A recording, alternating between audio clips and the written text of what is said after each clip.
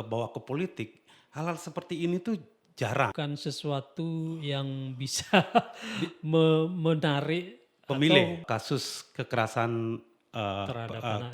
seksual terhadap anak itu kita bandingkan dengan kabupaten lain, itu Buleleng itu masuk paling tinggi dan jauh, 1 bulan 2 2 kasus. kasus. Artinya trauma kepada anaknya itu, kepada korban itu kan tidak terselesaikan. Pak Koster waktu itu memang berjanji akan membangun rumah aman. Setelah dilantik action langsung dibangun, terutama mungkin karena ini kasus terbesar di Buleleng. Memang ada pasal yang menerapkan hukuman kebiri kimia. Kalau kalau misalnya itu diberlakukan, misal tuntutan itu tiba-tiba ada putusan dan beritanya besar gitu kan, itu bisa menjadi, itu bisa bisa viral dan orang bisa.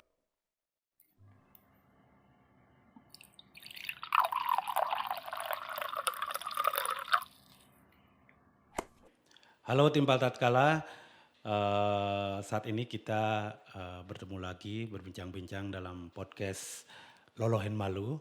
Ini program yang cukup anyar dari baru baru 2 kali ya, 3 kali ya, yang sekarang yang ketiga kalinya. Yang ketiga kali. Di podcast yang ketiga ini, di Lolohen Malu yang ketiga, kita sebenarnya masih bicara soal politik ya, soal janji-janji kampanye. Janji-janji politik, Iya, janji-janji kampanye oleh iya, para calon bupati atau calon gubernur. gubernur eh, pada pilkada kemarin. Kalau sebelumnya kan kita bicara soal shortcut, soal jalan tol, jalan pembangunan parkir, Turya Pada gitu. Itu semua pembangunan fisik, semua pembangunan-pembangunan yang berbahan pasir, beton, aspal gitu semua yang kita sekarang mencoba bicara soal manusia ya. Pembangunan Pembangunan mental, pembangunan mental. mental Ya, manusia. bisa dibilang seperti itu. Ini yang mungkin cukup memprihatinkan kita ya.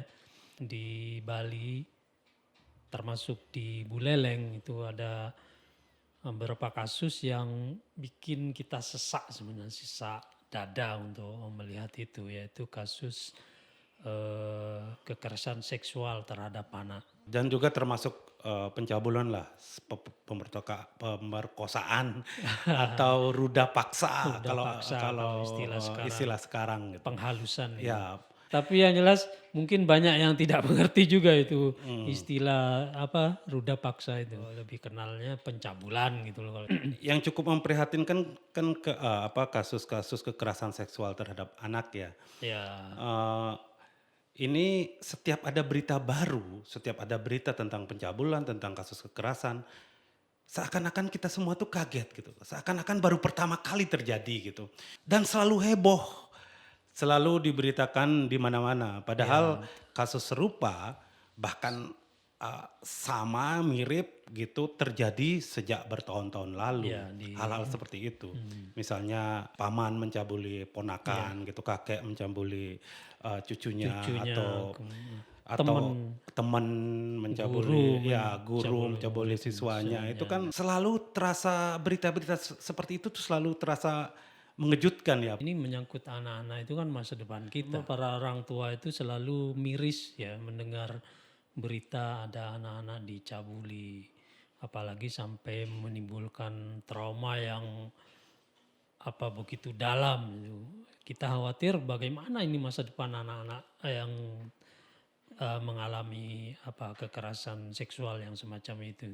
Iya, Coba kasus terbaru itu ini Yung, kasus terbaru ada pencabulan di objek wisata, itu korbannya selebgram dan pelakunya adalah lokal boy gitu kan. lokal boy Iya, terus ada yang lebih miris lagi itu mahasiswa yang mencabuli teman atau melakukan kekerasan seksual istilahnya terhadap pacarnya lah kalau sekarang tapi itu di bawah umur, di bawah umur masih SMP ya, SMP. SMP. Mhm. Mungkin masyarakat sekarang itu kalau melihat itu udah pacar, kadang-kadang kita terjebak kepada istilah gini, kalau orang suka sama suka ya sudahlah, ndak usah dipersoalkan lagi.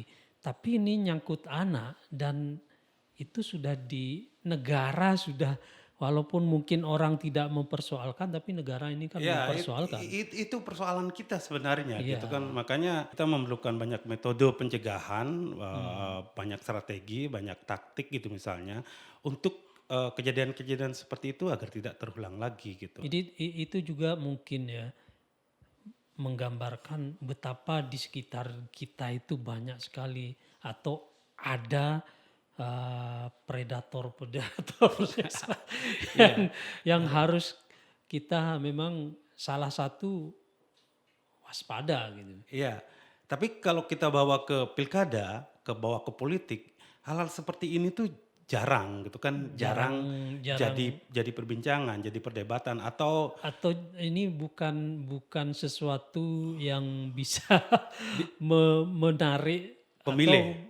menarik pemilih atau mendulang suara untuk alat untuk mendulang suara atau isu untuk mendulang suara mungkin kasus-kasus semacam itu mungkin terlalu kecil. Ini keprihatinan kita bersama sebenarnya. Iya, Cuman kenapa nggak terjadi tidak menjadi daya tarik untuk dijadikan bahan kampanye kampanye. bahwa kalau saya jadi pemimpin atau jadi gubernur atau jadi bupati, saya akan hentikan gimana gitu kan. Saya akan Iya, membuat betul. program-program yang bisa menghentikan kasus-kasus seperti itu gitu kan. Tapi itu kayaknya tidak menarik. Nah, soal politik ini kita belakangan kita bicarakan dulu ya. Iya, Gimana sih sebenarnya kondisi atau apa namanya kasus-kasus kekerasan seksual kepada anak itu di Bali ini? kalau kita ngomong berdasarkan data gitu, ini sebenarnya sudah cukup membuat kita menjadi berpikir Berpikir 1000 kali prihatin. atau berapa kali, atau seorang pemimpin akan menjadi malu gitu kan kalau melihat angka-angka ini. Misalnya bayangkan itu, tahun terakhir itu di 2025. 2002 Sekarang 2025. 2025 ya, Oh, 2024 lah kita bicara ya. dari 2024. 2024 itu sampai Juli, sampai 8 Juli itu ada kasus kekerasan Terhadap anak.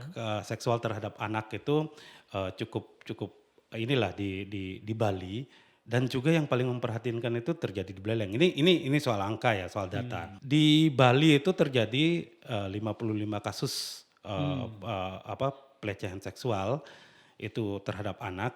Di Tabanan itu ada 4 kasus. Itu dari Januari sampai Juli 2024 ya. Kita bicara itu. Terus ada di Badung itu 4 kasus. Itu di Denpasar ada 9 kasus, di Gianyar ada 5 kasus, di Bangli ada 5 kasus, di Klungkung ada 1 kasus, di Jembrano 3 kasus, di Karangasem itu 3 kasus.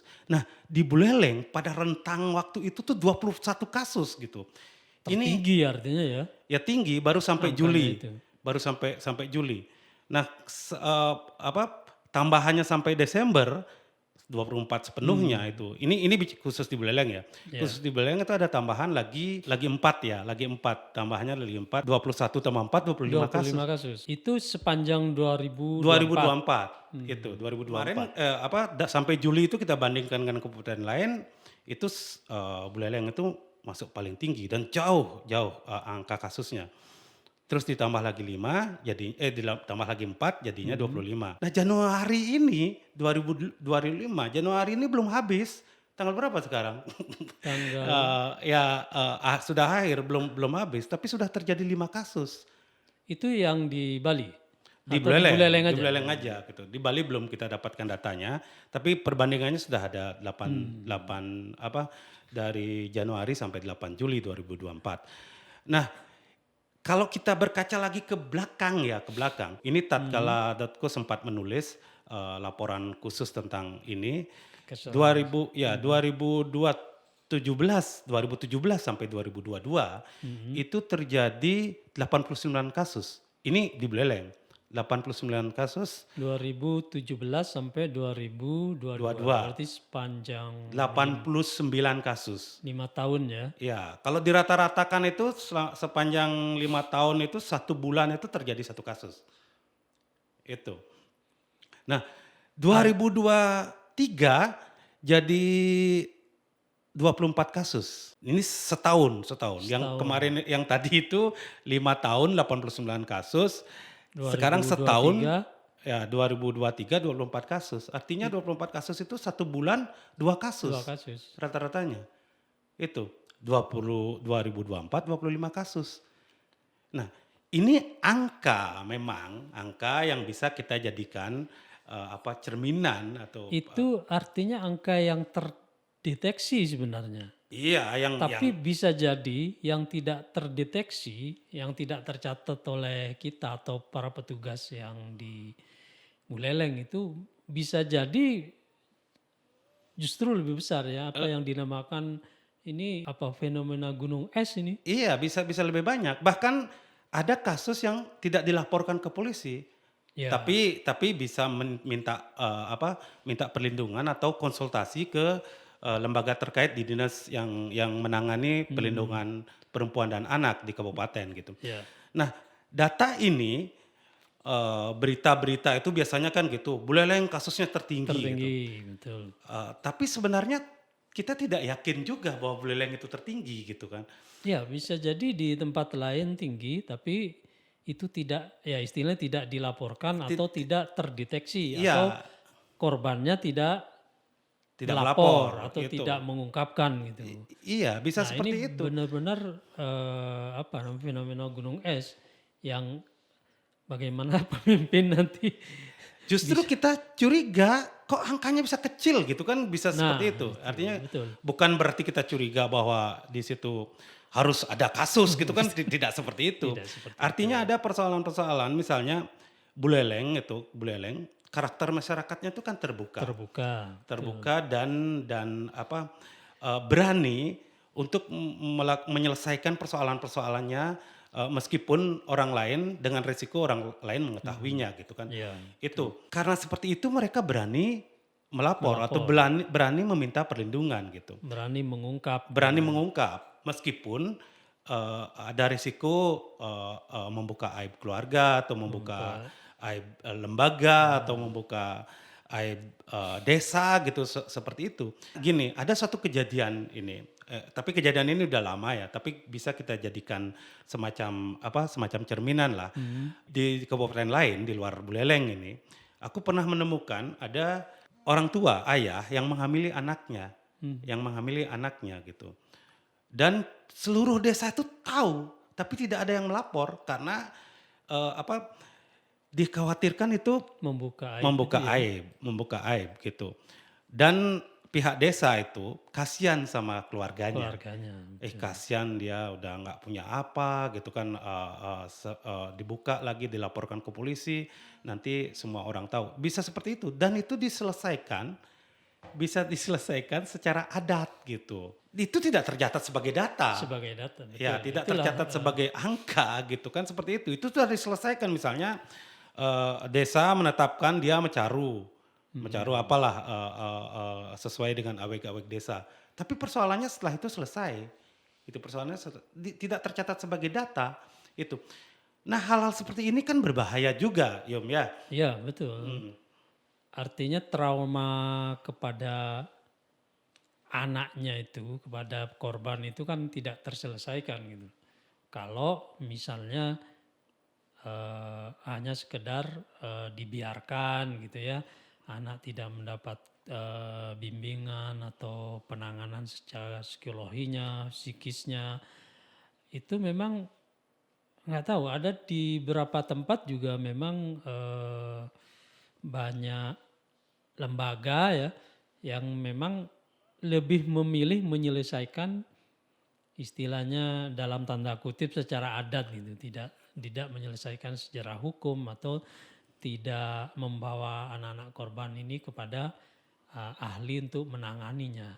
Khawatirnya kan gitu kalau begini, kalau mereka anak-anak itu eh, kadang-kadang dalam sebuah komunitas itu kan apa kesepakatan di komunitas itu kadang-kadang mengalahkan ya mengalahkan ya masalah hukum. Iya, Kalau mhm. anak-anak itu mengalami masalah yang penting di komunitas itu damai, nyaman. Tapi kan kita kan nggak tahu bagaimana isi hati korbannya itu.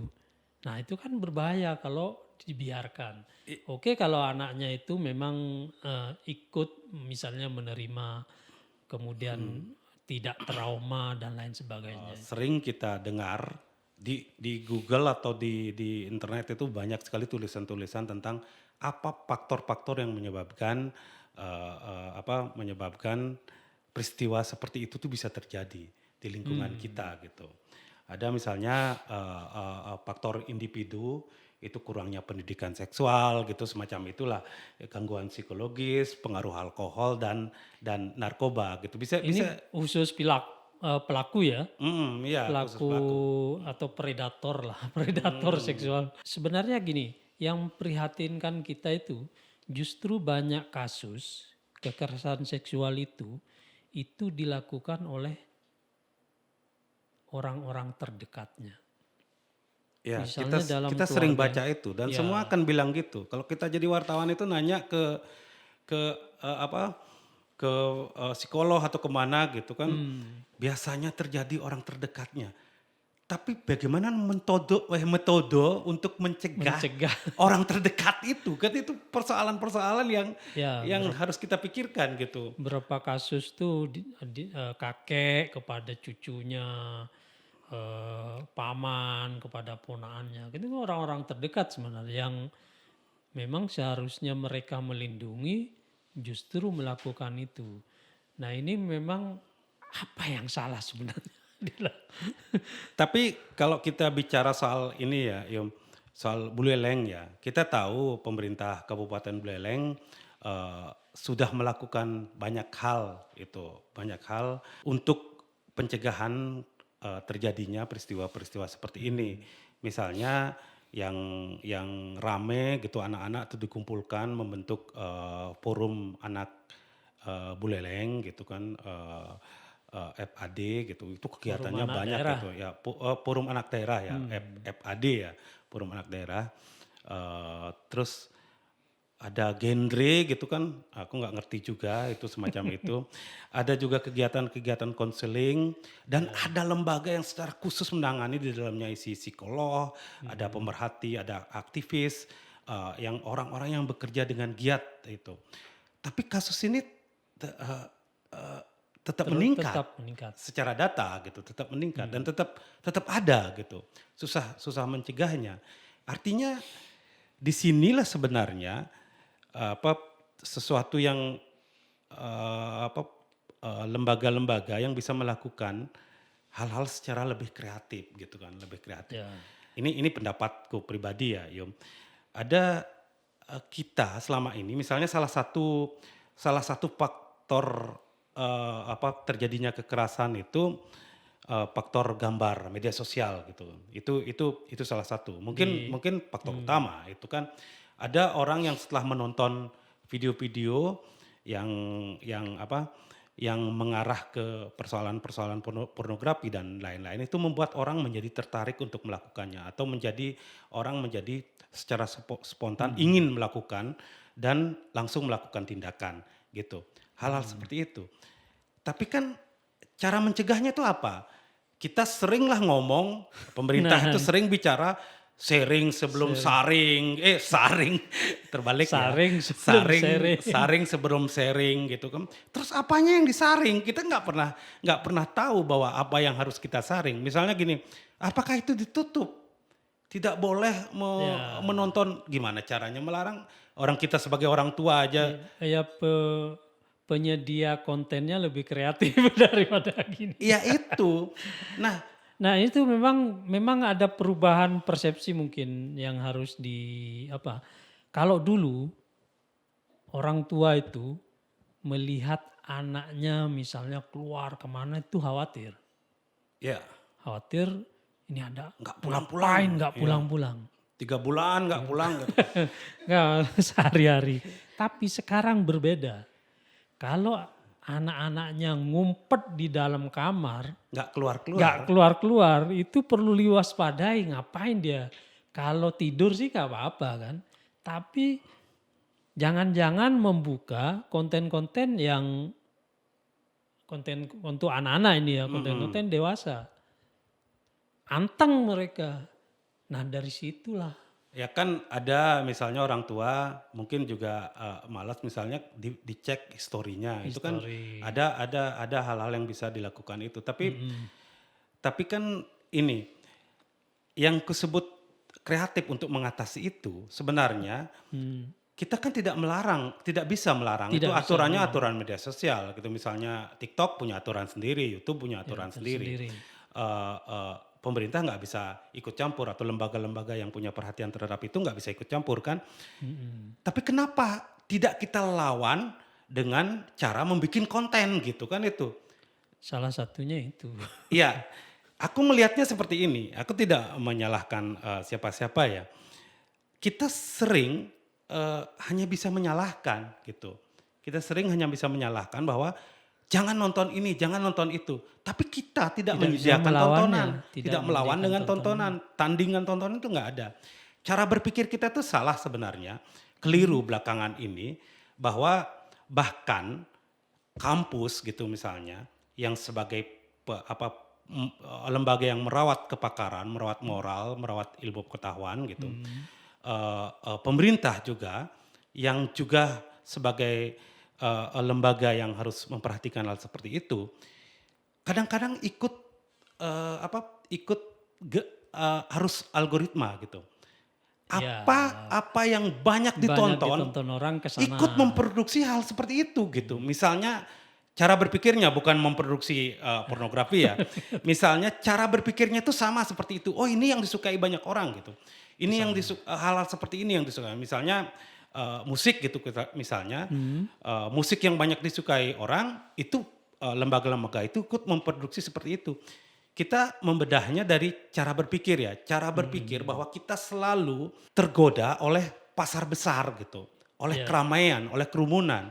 Kalau ada anak-anak muda yang membuat konten yang bagus, kadang-kadang tidak mendapat perhatian karena followernya sedikit.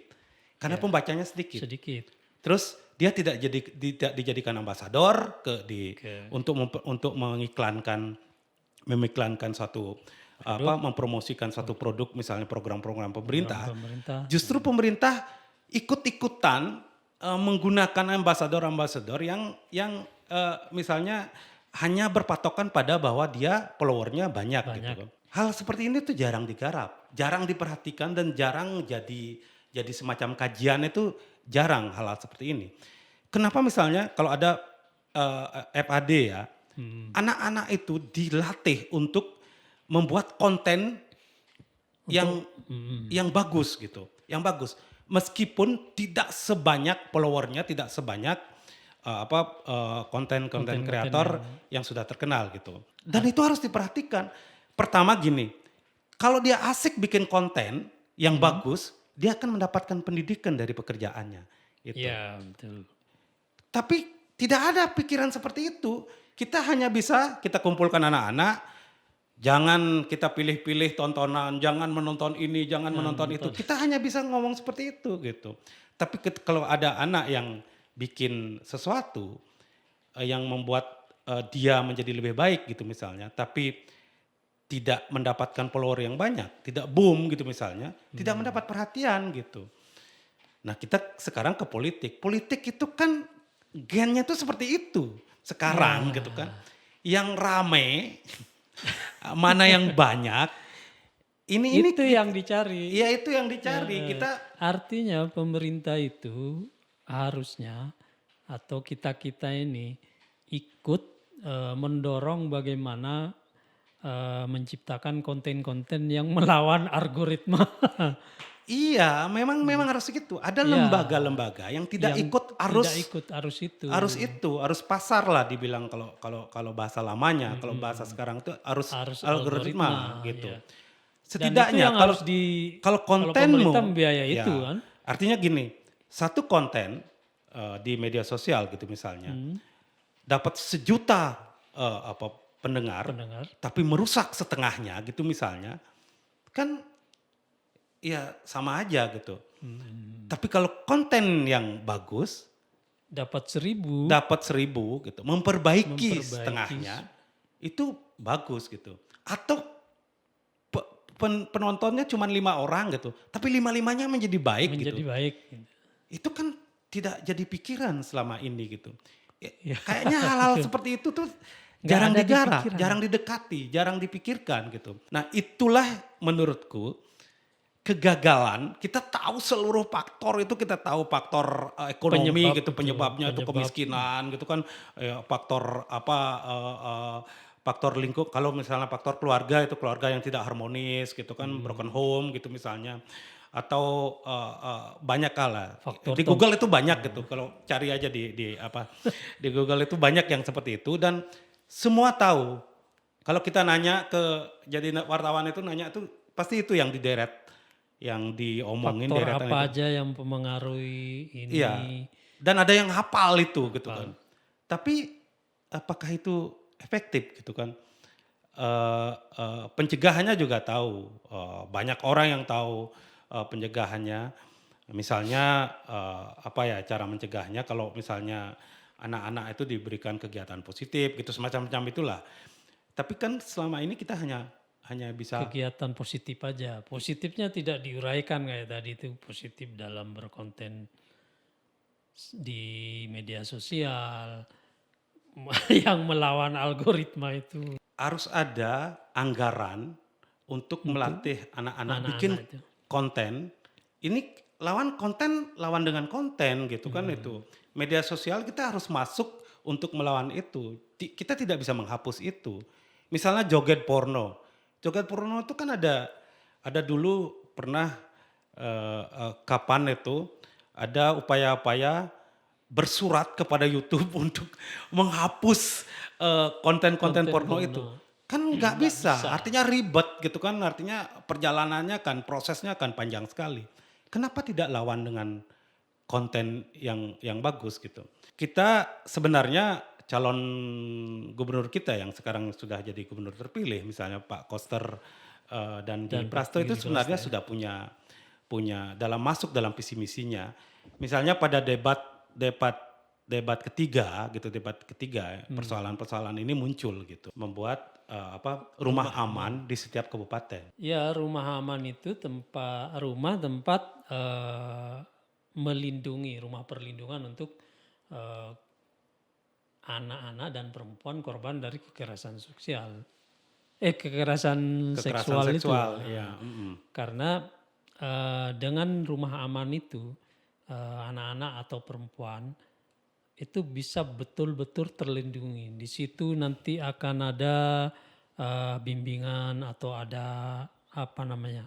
Ya, bimbingan psikologisnya, pengobatan traumatisnya, kemudian bagaimana di situ dilengkapi dengan penegak hukum atau konsultan hukumnya dan lain sebagainya. Korban ini kan biasanya malu. Kalau misalnya kekerasan seksual ini dilakukan oleh orang terdekatnya, misalnya di dalam keluarganya. Kalau anak ini tetap misalnya ada di dalam keluarga ini, kan susah itu. Iya. Bahkan traumanya bisa drastis tuh. Makanya rumah aman ini kan penting. Diadakan, dibangun untuk melindungi anak-anak atau perempuan yang Jadi korban. jadi korban kekerasan seksual. Ya, tapi rumah aman ini kan dalam visi misi itu atau dalam janji gitu, kita bisa sebut sebagai janji ya, Janji. karena janji pembangunan rumah aman. Ini kan program pasca kejadian gitu kan. Pasca kejadian artinya ada dulu Ada dulu, Pak. peristiwanya, baru rumah aman itu berguna gitu kan.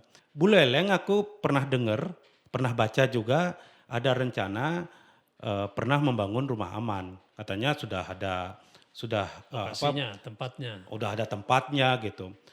Tapi mungkin karena dianggap penting jadi nggak jadi gitu kan itu. Katanya waktu itu dengar-dengar itu karena ada refusing anggaran, ada macam-macam. Nah rumah aman itu jadi nggak jadi Nggak jadi. dibangun gitu. Artinya kita melihat bahwa Mungkin karena gini leh, secara politis itu tidak menguntungkan. itu persoalannya gitu kan, selalu kita Selalu ke politik. iya selalu kita ke politik dan politik anggaran gitu. Politik anggaran. Kalau membangun rumah aman, kamu tidak akan menambah follower, tidak Bahkan akan menambah menambah konstituen, jumlah pendukung gitu. pendukung. Tapi kalau kamu membangun jalan, Iya. apalagi yang diperlukan oleh banyak orang atau nyumbang sembako gitu misalnya, Pembangunan, ya artinya kalau duit anggaran dipakai nyumbang sembako bisa mendatangkan pendukung, tapi tidak terjadi apa-apa. Rumah aman itu ditinggalkan. Nah mudah-mudahan janji janji.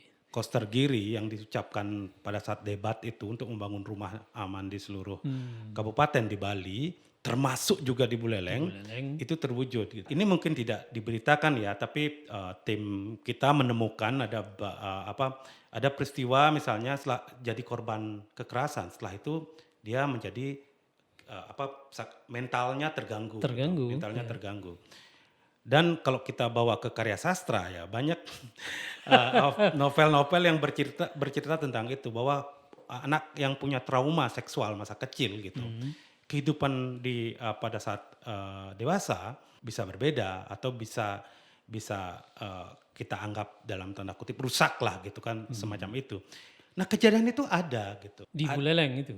di Buleleng ya di Buleleng itu, tapi itu tidak Terekspos ya. tidak terekspos gitu kan dengan berbagai pertimbangan gitu. Nah itu karena tidak ada rumah aman gitu, tidak mendapatkan perlindungan dalam pengertian itu memperbaiki mentalnya. Ada psikolog, dokter itu semacam itulah. Artinya sangat penting rumah aman itu gitu. Artinya tahun mendesak harus dilakukan. Pada setelah dilantik itu misalnya udah langsung dianggarkan, itu kan seperti itu ya. Betul, karena ini kalau lihat data tadi yang disampaikan oleh itu Januari aja kasusnya sudah 5. Sudah 5 ya. Itu Ini yang baru di 5 Buleleng. baru di Buleleng. Kita nggak tahu di kabupaten lain gitu kan. Ya Ya mungkin karena kata tinggal di Buleleng itu akses data kita nggak. kalau Pak Koster nih pasangan Koster Giri kan mau dilantik rencananya tanggal 6 Februari 2025. Mungkin langsung aksi ini. Iya. Karena janji beliau itu. Sebenarnya janji beliau itu di beberapa tempat bukan hanya di debat ya disampaikan untuk membangun rumah aman itu. Ketika ada dialog, kalau nggak salah ada acara sikat di Buleleng, itu diskusi memikat sebenarnya dilaksanakan oleh relawan Koster itu walaupun mengatasnamakan pemuda Bali. Itu hal yang sama dijanjikan oleh Pak Koster waktu beliau jadi pembicara itu. Ketika ada peserta itu menanyakan tentang kasus kekerasan seksual terhadap anak, dan Pak Koster waktu itu memang berjanji akan membangun rumah aman. Mudah-mudahan kita berharap setelah dilantik action langsung dibangun, terutama mungkin karena ini kasus terbesar di Buleleng. Ya, dan juga karena penduduknya juga terbanyak. Juga kan itu. Itu rumah aman. Kita juga masih tetap berharap seperti yang kita bicarakan sebelumnya, pencegahan itu tetap harus dicari caranya. Cari caranya. Itu. Harus di situ kita dituntut kreatif, dituntut melahirkan ide-ide yang inovatif bagaimana agar kasus-kasus kekerasan seksual ini tidak terus merambah, tidak terus terjadi di Bali ini. Ya, gini, penyebab dari munculnya kekerasan seksual terhadap anak itu kan selain persoalan konten-konten di media sosial, itu kan juga ada faktor kemiskinan. Nah kita prihatin ternyata dari catatan tim kita itu banyak korban-korban itu mereka yang dari golongan menengah ke bawah gitu. Kemudian ada faktor ekonomi ternyata. Nah ini juga kan perlu penanganan yang khusus ini gitu. Bagaimana agar persoal ekonomi ini tidak menyebabkan orang atau dijadikan istilahnya itu ya kalau dalam bahasa teman-teman dijadikan tempat atau alat untuk melakukan pelampiasan seksual kan gitu. Banyak yang terjadi kasus anak-anak miskin itu jadi sasaran kan, sasaran untuk pelampiasan pencabulan itu. Ya, kalau ngomongin kemiskinan ini apa? Ini menarik bagi politikus gitu. Kalau ngomong kemiskinan ini ya, Kemiskinan, betul. kita mulai dari kemiskinan. Orang kalau bicara kemiskinan, variabelnya itu seperti sedikit sekali gitu. Artinya penyebabnya karena tidak punya beras dikasih beras, gitu kan. Beras. Kalau tidak punya sembako dikasih sembako dan menganggap persoalan udah selesai gitu kan. Itu. Eh, Padahal ada penyebab-penyebab lain, misalnya faktor kemiskinan itu seperti ini. Ada perempuan misalnya sangat bergantung secara ekonomi sama suami Suami, atau sama kepala keluarga yang lain atau sama mertua atau sama ini. Terus ketika dia menjadi korban, dia tidak punya nggak punya posisi tawar untuk memprotes atau melaporkan, takut gitu. takut. Ketakutan seperti itu. Bicara soal kemiskinan, aku ingat satu cerpen. Nah, ini Kita bicara cerpen ternyata ya. Cerita ya, cerita pendek itu ditulis oleh Joni Aryadinata, itu temanku dari Jogja. Itu cerpennya itu menang di Kompas. Itu judulnya Lampor gitu. Itu cerita soal kondisi satu keluarga gitu, satu keluarga. Itu aku ingat sekali endingnya. Satu keluarga, ibunya, bapaknya, anak-anaknya tuh tidur di satu di satu ruangan ruangan yang sama. Itu di satu ruangan yang sama, mepet-mepetan di gitu. rumah bedek. Ya, di rumah, ya pokoknya rumah, ya udah pastilah rumah-rumah seperti itu. Rumah miskin Kalau yang kalau kamu bikin film itu kita bayangkan seperti apa rumah yang kita pilih untuk kita jadikan setting ya. Terus di situ karena saking seringnya gitu, endingnya itu dia jadinya kakaknya, kakaknya atau adiknya itu melakukan hal seperti itu. Itu endingnya seperti itu. Cuman cerpen itu kalau baca itu baru kita terasa harunya, keprihatinan kita akan terasa. Nah, persoalan itu pasti terjadi juga di tempat lain. Secara nyata itu ini dalam fiksi ya. Tapi dalam fakta, dalam kenyataan itu ada hal-hal seperti itu.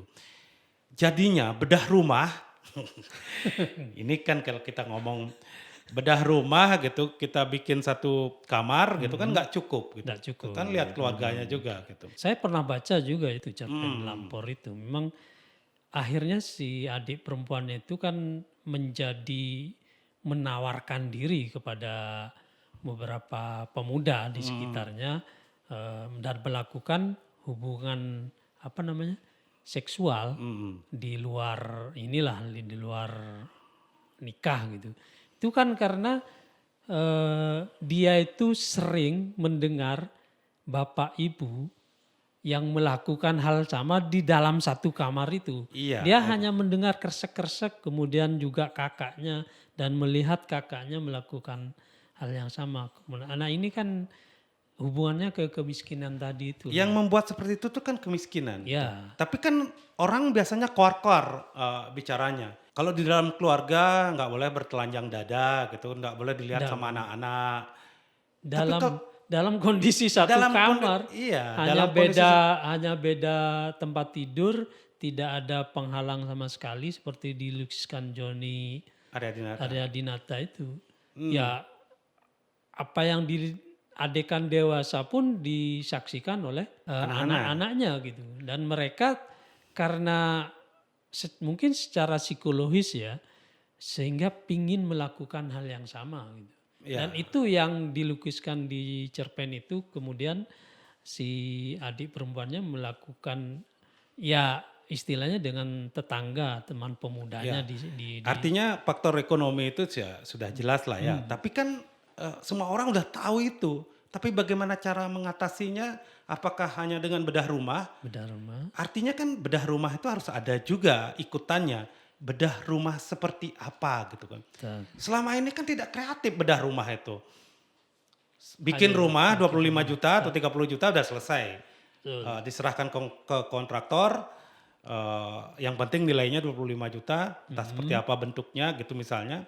selama ini tidak sampai terpikirkan hal-hal seperti itu. Nah, untuk pencegahan ini ya, untuk pencegahan karena kita sudah tahu faktornya, berarti kita tahu cara mencegahnya gitu.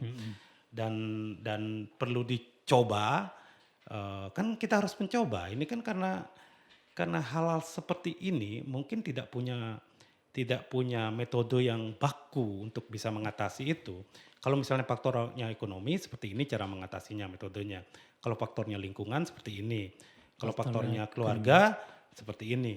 Ini kan artinya apa? Kalau misalnya seorang pemimpin gitu, kalau bikin visi misi itu kan berkaitan juga dengan banyak lembaga gitu seperti itu. Eh, ini lagi Le, ngomongin tentang kekerasan seksual terhadap anak ini. Ternyata kita tidak hanya tidak membicarakan tentang korban aja. Ini yang harus menjadi perhatian serius juga ini para pelaku gitu. Ternyata kalau kita istilahkan predator seks lah, seremnya gitu kan. Iya, ya. Seremnya itu bisa dilakukan oleh banyak orang dengan berbagai profesi dan berbagai status sosial gitu loh. Ada bahkan seorang kakek-kakek, ada yang juga orang miskin gitu kan. Ini juga harus menjadi perhatian serius dari kita semua termasuk pemerintah bagaimana agar kita tidak menumbuhkan atau tidak melahirkan banyak predator seks itu. Kalau kita bicara soal hal-hal seperti ini, kita tidak bisa menyalahkan satu lembaga. Kita tidak bisa menyalahkan polisi gitu misalnya. Polisi kan tugasnya setelah ada peristiwa baru dia Bisa ini. baru melakukan tindakan-tindakan. Masalah pencegahan itu kan bukan polisi.